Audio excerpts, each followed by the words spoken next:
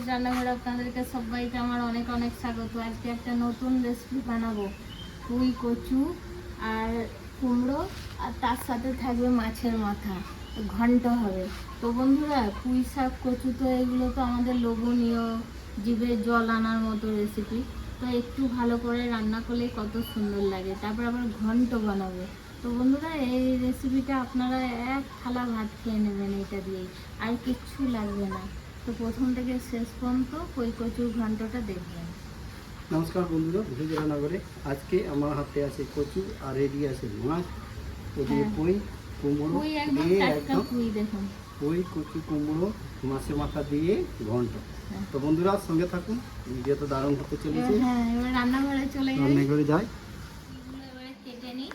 তো আমি বন্ধুরা কচু কেটে নেবো। পুঁই কচু সব এগুলো কাটাকাটি করে নিই, তবে তারপর রান্না বান্না শুরু করবো। পেঁয়াজ দেবে, পেঁয়াজ লাগবে, জল দিয়ে দিলেও ভালো করে। ছালগুলো ছাড়িয়ে নিচ্ছি। এবার ধোয়াধুয়ি করে নিই, পরিষ্কার করে রেখে দিয়েছি। তিনটে একদম সলিড মুড়ো আছে, এই তিনটে মুড়ো দিয়ে আজকে ঘন্ট হবে। তাহলে এখানে লবণ হলুদ গুঁড়ো মাখিয়ে নেবো ভালো করে। হলুদ গুঁড়ো, বন্ধুরা উনুনটা ধরে গেছে, কড়াইতে চাপিয়ে দেবো। প্রথমে আমি মাছের মাথাগুলো ভেজে দেবো। মাছের মাথাগুলো একদম কড়া করে ভাজতে হবে, তারপরে আস্তে আস্তে হাত দিয়ে টুকরো করে। তেল আমি সরষে তেল করছি, আপনারা চাইলে সাদা তেলেও ভাজতে পারে। তো বন্ধুরা তেলটা গরম হয়ে গেছে, মাথা ভেজে নেবো। আমি তিনটে মাথা একসঙ্গে দিয়ে দেবো। এবারে ফুটবে, টাকা দিয়ে। তো বন্ধুরা মুড়োটা দেখেন সুন্দর লাগছে করতে।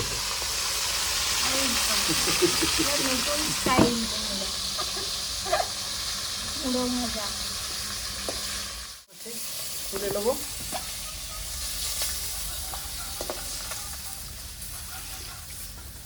শুকনো লঙ্কা আর দিয়ে দেবো গোটা জিরে,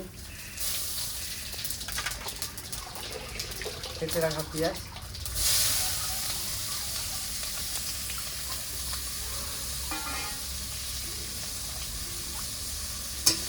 ভাজা হয়ে গেছে। এবার আদা রসুনের পেস্ট দেবো 2 চামচ।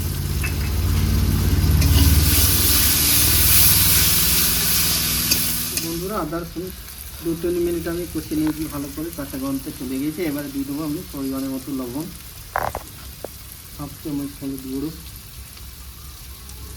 জিরে গুঁড়ো 1 চামচ, আর কালারের জন্য 1 চামচ দিয়ে দেবো রেড চিলি পাউডার। সঙ্গে আমি কষিয়ে নেবো ভালো করে। কষি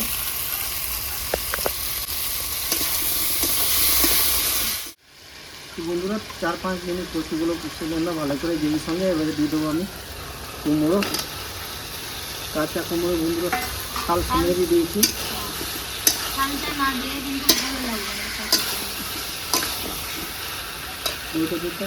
বন্ধুরা পরিষ্কার কাটা আমি দিয়ে দেবো। এবার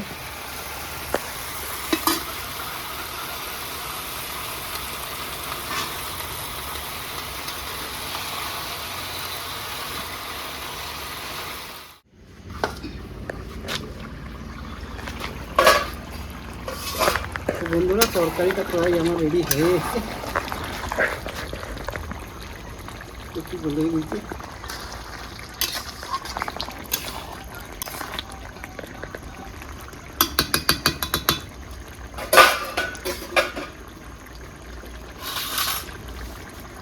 তো বন্ধুরা এখানে আমি দেবো একটু 1 চামচের মতো চিনি, টেস্টটা ব্যালেন্স করার জন্য।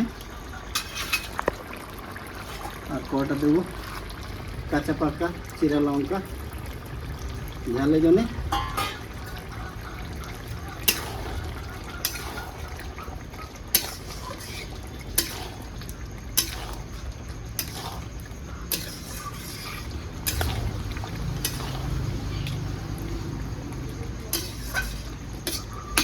দু মিনিট ঢাকা দিয়ে দেবো। বন্ধুরা তরকারিটা নামাবো একবার আমি।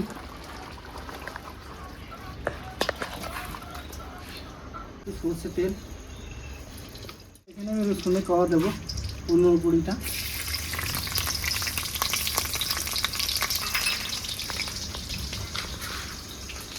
ভালো করে লাল করে ভেজে নেবো।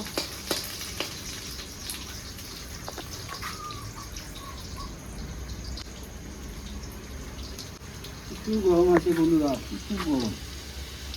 বন্ধুরা রসুনটা আমার ভাজা হয়ে গেছে লাল লাল। এবার দেবো 4-5টা শুকনো লঙ্কা, গোটা জিরে,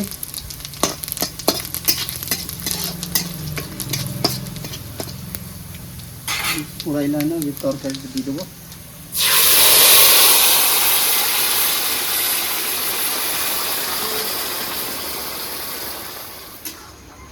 বন্ধুরা আজকে যা তরকারি হচ্ছে এটা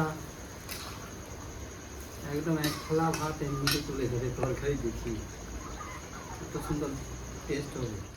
কড়াইটা আবার একটু একটু ভেঙে নেবো।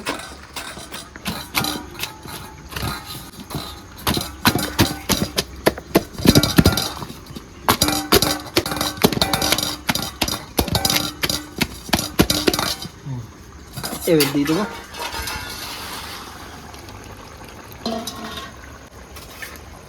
কমপ্লিট হয়ে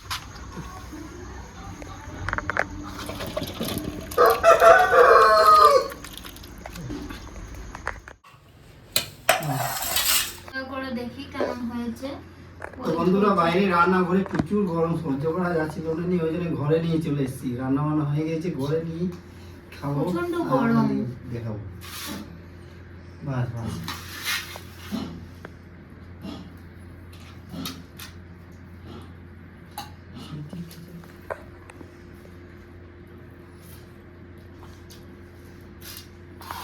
কেমন হয়েছে? সলিড হয়েছে বন্ধুরা।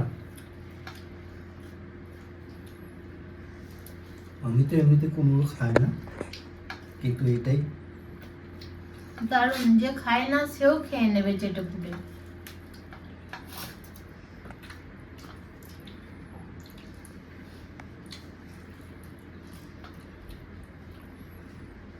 দারুণ হয়েছে, কচুগুলো সুন্দর সেদ্ধ হয়েছে, নুন ঝাল তেল একদম সব ঠিক। তো বন্ধুরা আপনারা এভাবে বানাবেন, দেখবেন খুবই ভালো লাগবে। তো রেসিপিটা যদি ভালো লেগে থাকে তাহলে ভিলেজ রান্নাঘর চ্যানেলটিকে ফলো করবেন, সাপোর্ট করবেন আর সবাইকে দেখার সুযোগ করে দেবেন। আর ইউটিউব থেকে যেসব বন্ধুরা দেখছেন এখনো সাবস্ক্রাইব করেননি তারা অবশ্যই করে পাশে থাকবেন, বেল ঘন্টি পাশে ক্লিক করবেন আর নোটিফিকেশনটা অন করে রাখবেন যাতে ভিলেজ রান্নাঘর চ্যানেলটি আপনার কাছে চলে আসে। আপনারা খুব ভালো থাকবেন, সুস্থ থাকবেন, সাবধানে থাকবেন। পরের ভিডিওয়ে দেখা হবে। তো বন্ধুরা ভিলেজ রান্নাঘরে নতুন নতুন ভালো ভালো রেসিপিগুলো দেখার জন্য ফেসবুক চ্যানেলটাকে ফলো করবে আর পাশে থাকবে ভিলেজ রান্নাঘর।